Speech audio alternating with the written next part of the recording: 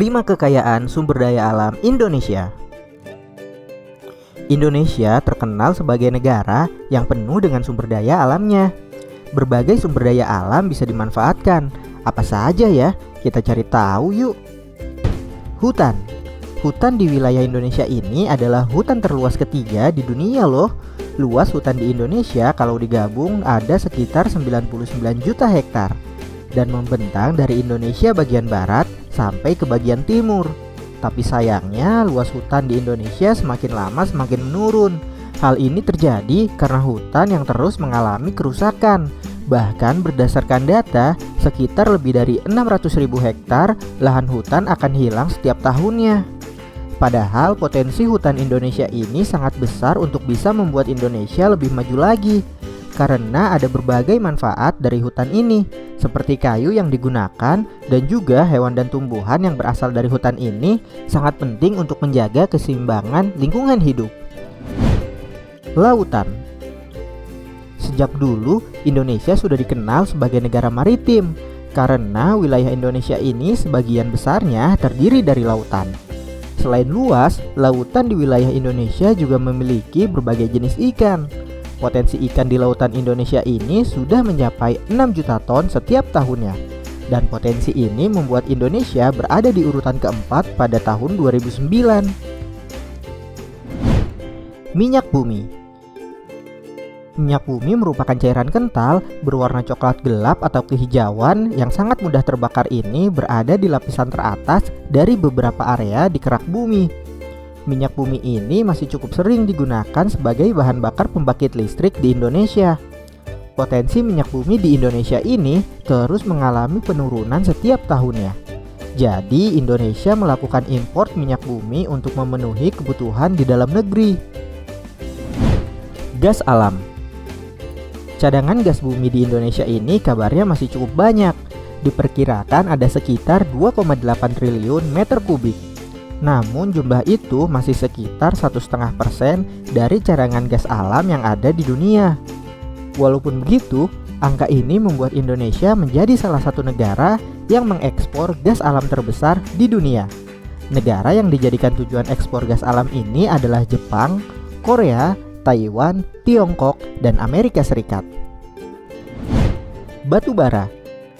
Selain minyak bumi, batu bara ini juga menjadi bahan bakar yang digunakan untuk membangkit listrik juga teman-teman. Batu bara ini adalah bahan bakar fosil yang terbentuk dari tumbuh-tumbuhan yang mati tertimbun tanah selama jutaan tahun. Lapisan itu akan terputus dari udara langsung dan mendapatkan tekanan terus-menerus dari lapisan di atasnya. Negara Indonesia sudah menjadi negara pengekspor batu bara terbesar di dunia karena memang masih minimnya pemanfaatan batu bara di Indonesia. Negara tujuan ekspor batu bara ini adalah Hong Kong, Taiwan, Tiongkok, Korea Selatan, Jepang, India, Italia, dan negara Eropa lainnya. Wah, pantas saja ya Indonesia disebut sebagai negara kaya akan sumber daya alam. Bobo jadi makin bangga dengan negara kita tercinta ini. Namun jangan lupa untuk tetap merawat dan ikut menjaga kelestariannya ya. Indonesia tuh kaya akan berbagai sumber daya alam dari Sabang sampai Merauke. Dan di antara banyaknya kekayaan sumber daya alam ini ada 7 kekayaan sumber daya alam yang menjadi pilar utama bahkan ikut serta dalam pengendalian perekonomian dunia. Pertama, gas alam. Cadangan gas yang ada di Indonesia sob mencapai 2,8 triliun meter kubik. Bahkan cadangan gas alam Indonesia tersebar di berbagai daerah. Untuk kandungan gas alam ini ada metana dan etana yang digunakan sebagai bahan baku untuk industri petrokimia. Propana dan butana sebagai bahan bakar untuk pemanas dan alat masak, serta sebagai bahan baku industri. Dan Indonesia langganan ekspor gas ke beberapa negara seperti Cina, Korea, Jepang, dan Taipei.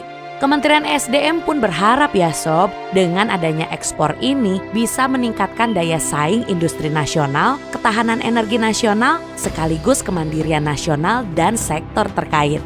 2. Emas. Dari catatan, Indonesia memiliki cadangan emas sebanyak 2.600 ton. bahkan menempatkan Indonesia sebagai negara peringkat ke-6 dalam daftar negara dengan cadangan emas terbesar di dunia. Beberapa negara penerima ekspor emas dan perhiasan dari Indonesia seperti Swiss, Singapura, Hong Kong, dan juga Australia. Dari total ekspor produk emas dan perhiasan nasional, negara-negara tadi mendominasi sampai 93,02%. Ketiga, nikel.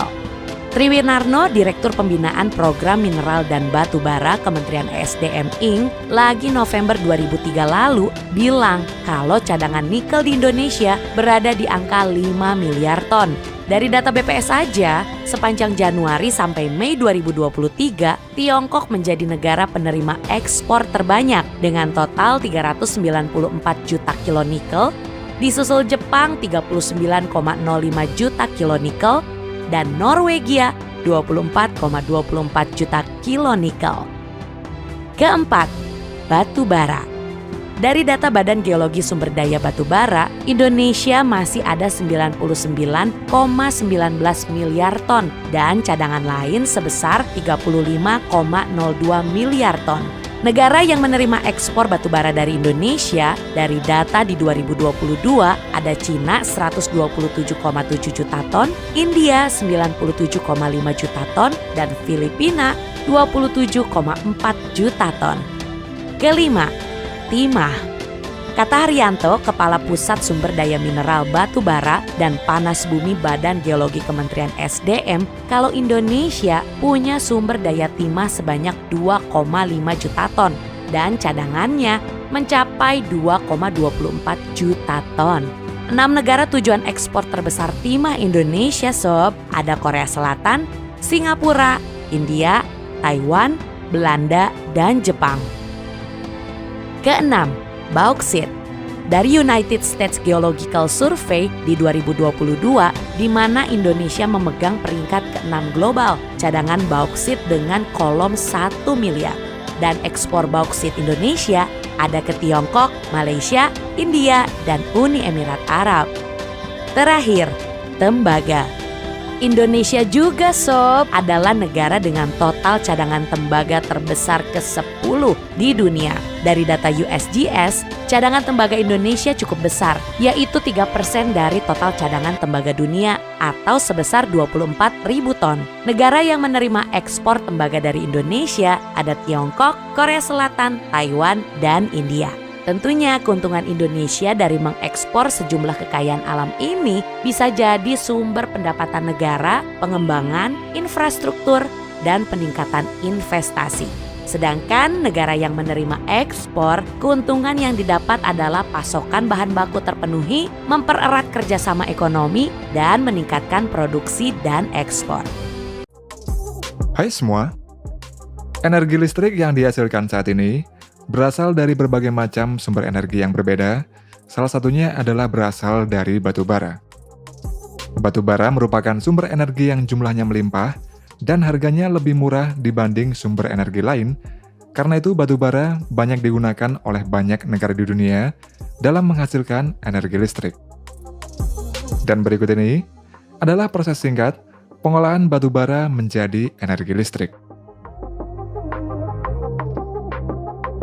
Batu bara merupakan salah satu jenis bahan bakar fosil yang berwarna coklat tua hingga hitam serta mudah terbakar.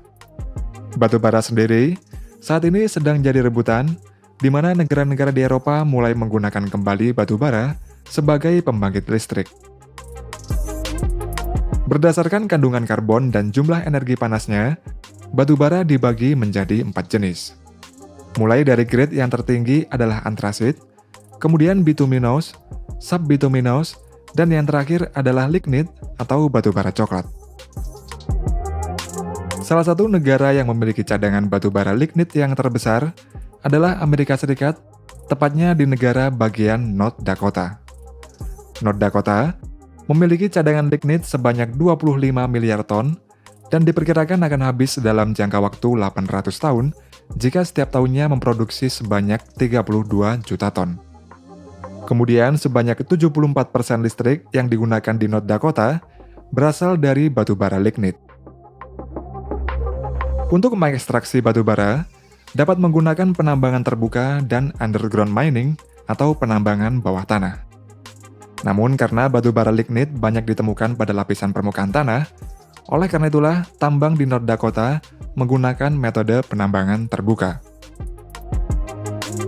Untuk mengekstraksi batu bara pada tambang terbuka di North Dakota ini, terdiri dari beberapa proses, yakni memindahkan topsoil dan subsoil ke tempat lain. Topsoil merupakan lapisan atas permukaan tanah, sedangkan subsoil adalah lapisan di bawah topsoil, dan keduanya merupakan lapisan tanah subur yang bagus untuk pertumbuhan tanaman.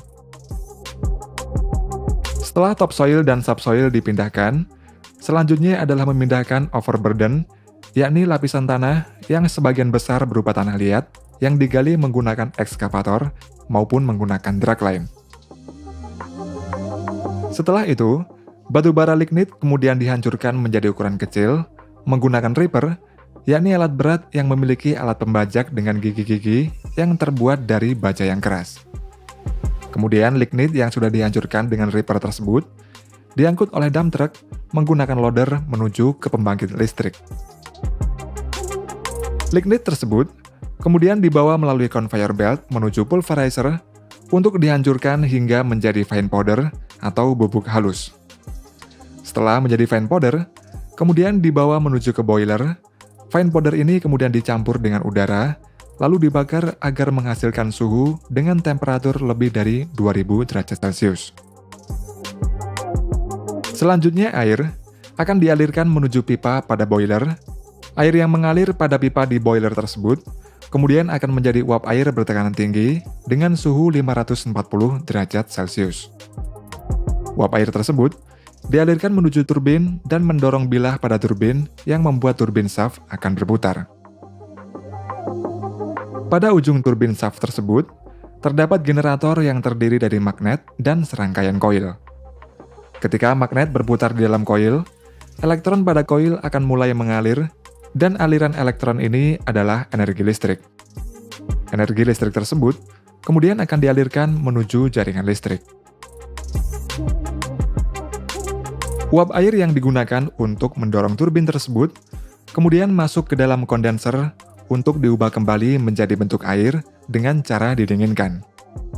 Air tersebut nantinya akan dimasukkan kembali ke boiler untuk dipanaskan lagi, di mana proses ini terus-menerus dilakukan berulang kali.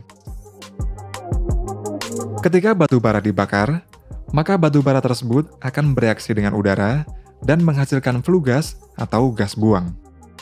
Flue gas ini mengandung senyawa yang harus dibersihkan terlebih dahulu sebelum dibuang ke udara agar tidak mencemari udara. Untuk memurnikan flue gas ini, dapat dilakukan dengan cara menghilangkan partikel pada abu. Abu ini terdiri dari abu terbang atau fly ash dan bottom ash atau abu padat. Dikarenakan abu padat memiliki massa yang lebih berat, sehingga abu padat ini langsung jatuh ke bawah boiler. Lalu kemudian akan diangkut menuju ke tempat pembuangan. Sedangkan untuk fly ash akan diberi muatan listrik sehingga akan menempel pada elektrostatik presipitator yang berupa plat baja. Selanjutnya, abu terbang yang sudah menempel tersebut akan dikumpulkan dan dijual ke pabrik semen. Hal ini dikarenakan fly ash ini merupakan komponen penting dalam pembuatan semen. Ketika abu pada flue gas sudah dibersihkan, kemudian masuk dalam proses untuk mengurangi kandungan sulfur oksida pada flue gas. Jika sulfur oksida ini dibiarkan keluar ke udara, maka akan menyebabkan hujan asam yang berbahaya bagi kesehatan manusia. Dalam prosesnya, seluri akan disemprotkan, yang mana seluri ini terbuat dari batu kapur yang dihaluskan dan diberi air. Nantinya, akan bereaksi dengan sulfur oksida pada flue gas yang kemudian akan menghasilkan gipsum. Setelah itu, gipsum dikumpulkan dan dijual ke pabrik pembuatan papan gipsum. Ketika proses pemurnian flue gas ini selesai dilakukan, maka flue gas tersebut akan dilepaskan ke udara dan flue gas itu mengandung oksigen, nitrogen, karbon dioksida, dan uap air. Namun yang berbahaya adalah karbon dioksida yang juga ikut terbuang. Hal ini dikarenakan Sampai saat ini belum ditemukan cara yang ekonomis untuk membersihkan karbon dioksida tersebut. Sehingga, belum ada larangan serta aturan yang mengatur tentang pembersihan karbon dioksida pada flue gas. Asap putih yang keluar dari cerobong asap pada pembangkit tenaga batubara sebenarnya hanya berupa uap air saja, sedangkan oksigen, nitrogen, dan CO2 merupakan gas yang tidak terlihat. Batubara yang ditambang pada suatu pertambangan batubara tidak selalu langsung diolah menjadi energi listrik pada pembangkit listrik. Terkadang, batubara juga digunakan untuk industri lain atau untuk diekspor. Dalam perjalanan batubara, dari tambang batubara menuju ke negara konsumennya, dibutuhkan beberapa proses terlebih dahulu sebelum batubara tersebut dikirim ke luar negeri. Banyak tambang batubara yang mengekspor batubaranya ke luar negeri. Salah satunya adalah tambang batubara yang bernama Maules Creek Coal Mine yang berlokasi di Whitehaven, Australia. Pada prosesnya, setelah batubara digali, batubara tersebut kemudian akan diangkut dengan dump truck menuju ke Rome Dump Hopper. Di tempat tersebut, batubara dihancurkan menjadi ukuran-ukuran kecil, lalu dibersihkan dengan proses washing.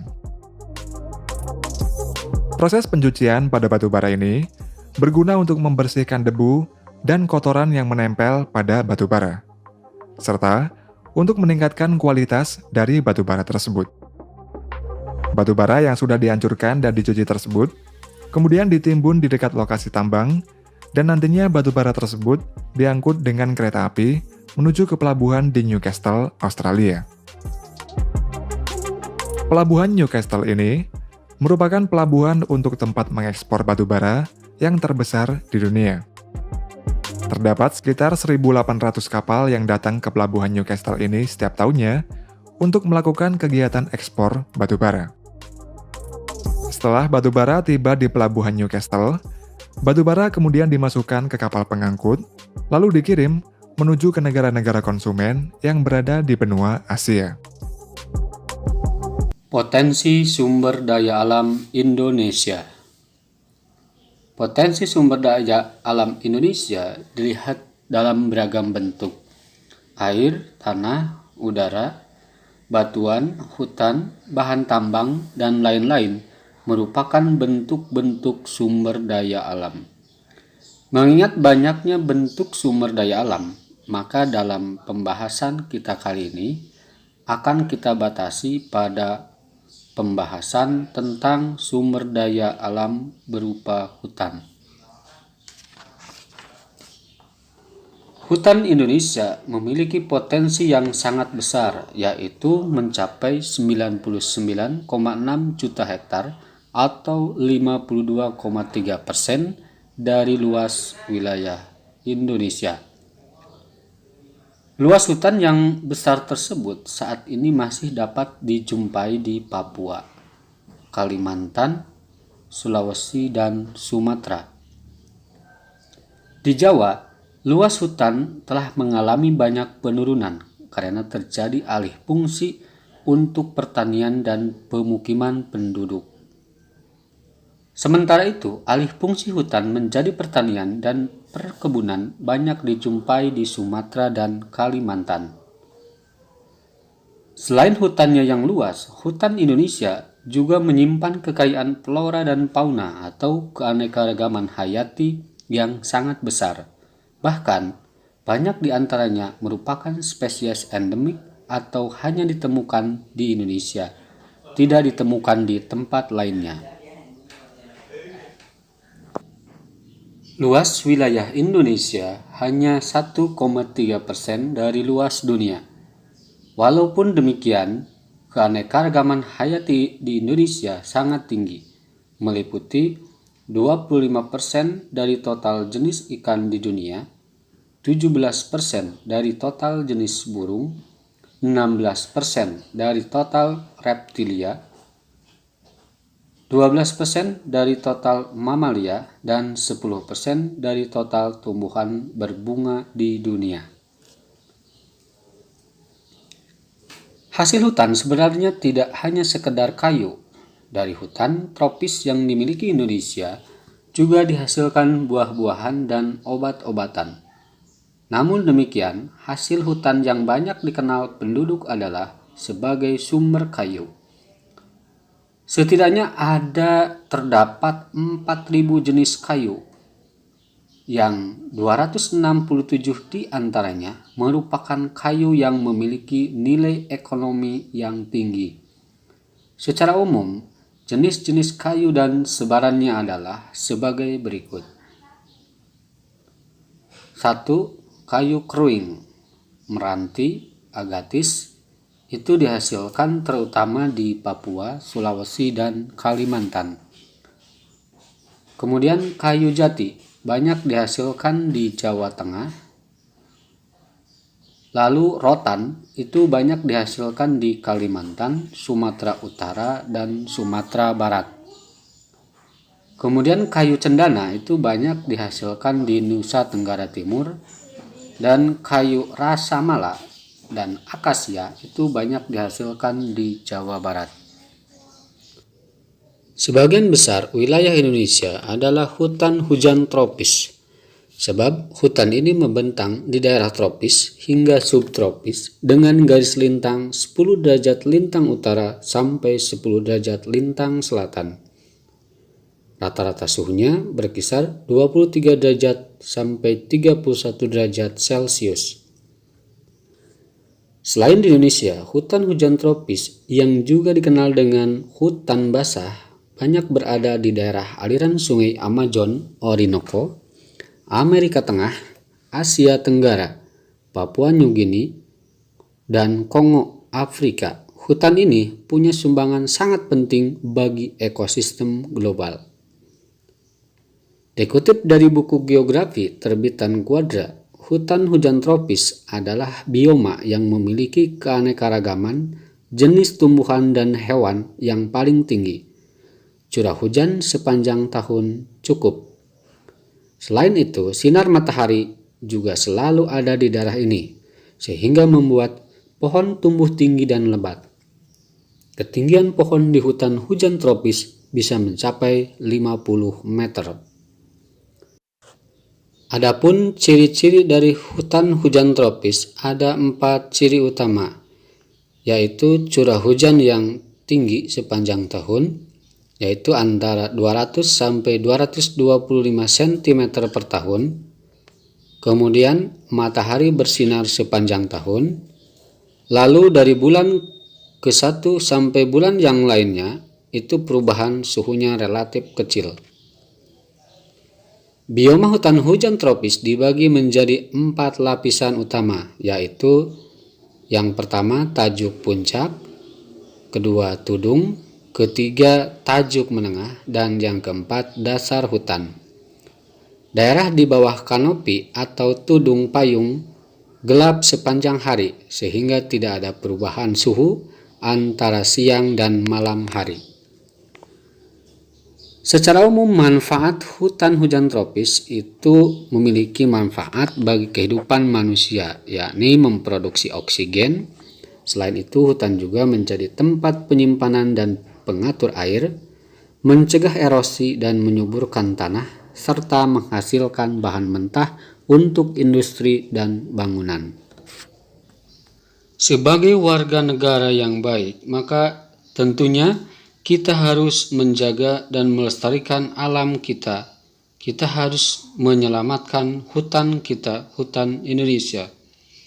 Hutan yang kita miliki saat ini ternyata telah mengalami banyak kerusakan. Berdasarkan data yang dikeluarkan oleh Kementerian Kehutanan, laju kerusakan hutan kita mencapai 300.000 hektar per tahun. Akibatnya, banyak spesies tumbuhan dan hewan yang terancam punah. Jika hal ini terus-menerus terjadi, bukan tidak mungkin pada masa yang akan datang, hutan kita akan habis. Padahal, hutan memiliki banyak manfaat atau fungsi.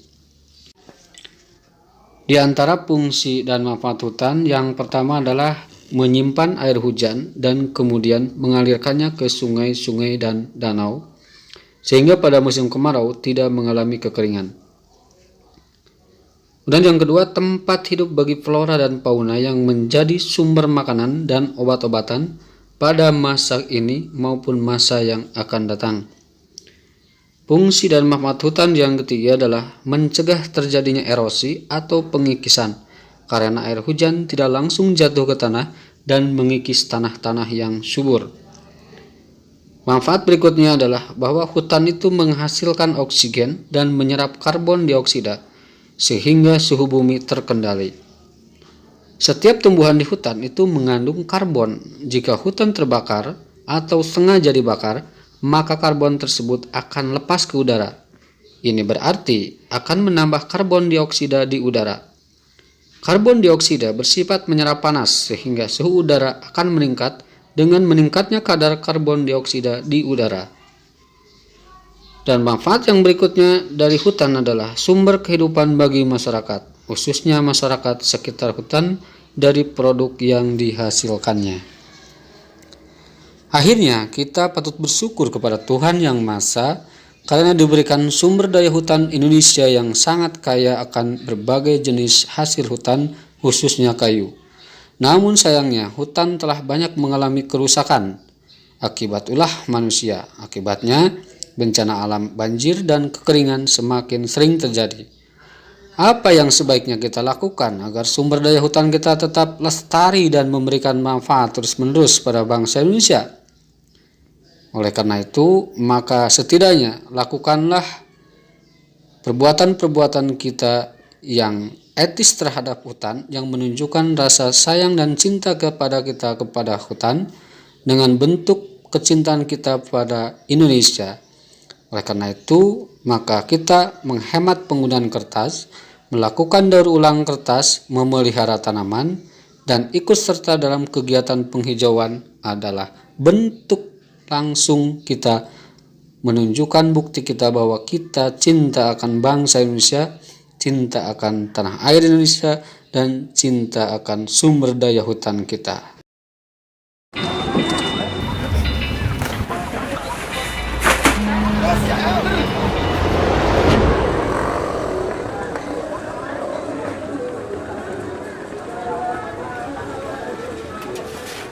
Inilah pemandangan umum yang kita lihat setiap harinya.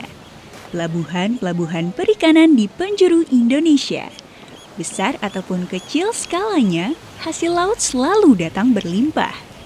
Hanya beberapa waktu saja di saat musim tidak menyapa, pelabuhan-pelabuhan ini tak begitu ramai. Namun biasanya, satu jenis ikan atau hasil laut lainnya yang tak musim akan digantikan dengan jenis ikan lainnya untuk ditangkap. Inilah potensi perikanan Indonesia, negara bahari dengan lebih dari 17.000 pulau, negara dengan lautan yang penuh kekayaan untuk digali.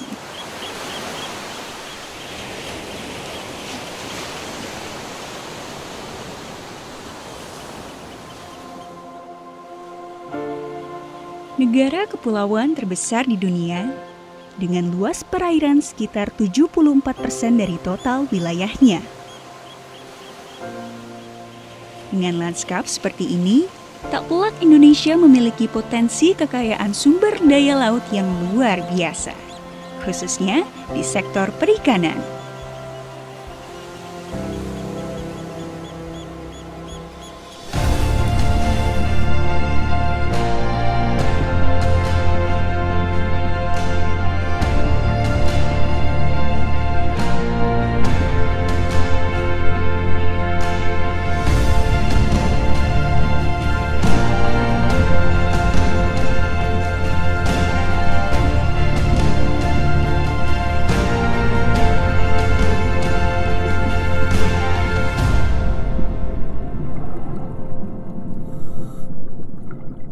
Di dalam Laut Indonesia, seluas sekitar 5,8 juta kilometer persegi, 54% kebutuhan protein nasional dipenuhi dari ikan dan produk laut lainnya.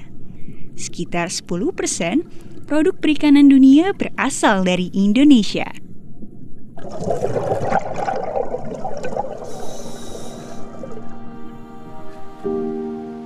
Potensi lestari sumber daya ikan laut Indonesia diperkirakan sekitar 12 juta ton per tahunnya. Potensi ini tersebar di perairan wilayah Indonesia dan perairan zona ekonomi eksklusif.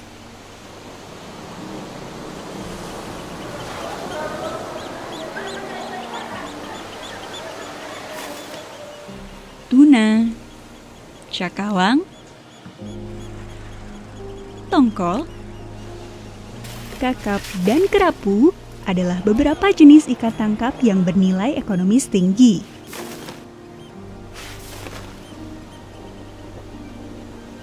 Selain itu ada udang, lobster, kepiting, cumi, dan rumput laut adalah hasil laut lainnya yang juga memiliki nilai ekonomis tinggi. Produksi ikan tangkap Indonesia saat ini tercatat menduduki peringkat ketiga di dunia setelah Cina dan Peru. Dan untuk perikanan budidaya, Indonesia menempati urutan ketiga setelah Cina dan India. Sementara untuk perikanan budidaya laut, potensi areal budidaya tercatat lebih dari 12 juta hektar. Namun sayangnya, potensi ini baru dimanfaatkan kurang dari 3% dari total potensi areal budidaya.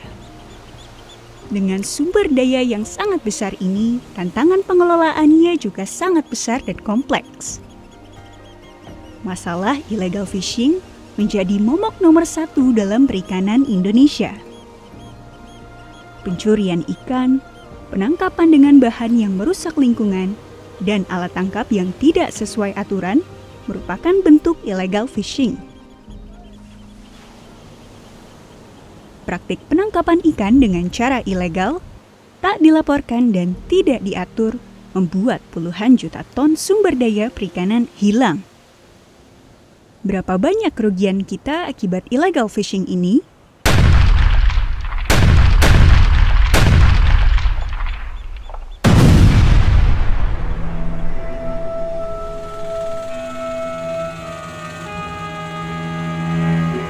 Kementerian Kelautan dan Perikanan mencatat bahwa kerugian negara akibat illegal fishing diperkirakan mencapai 100 triliun rupiah per tahunnya.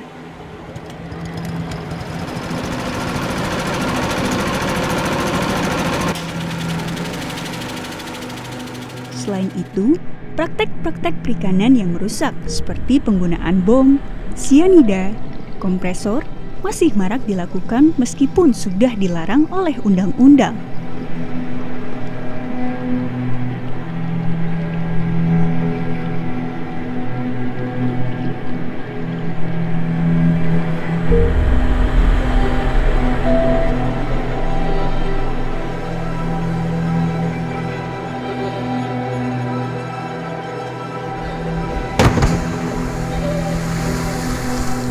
Praktek illegal fishing dan penangkapan yang merusak ini bukan hanya memberikan kerugian secara ekonomi bagi negara dan masyarakat, namun merusak ekosistem dan keanekaragaman hayati di laut lebih cepat.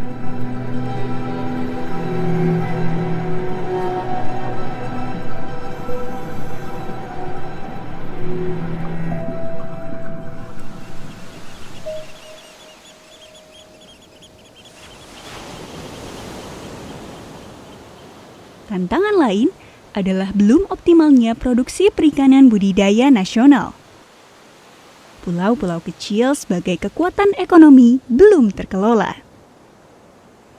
Demikian pula dengan industri pengolahan perikanan yang belum optimal, serta tata kelola pengelolaan perikanan yang perlu disinergikan antar para pihak.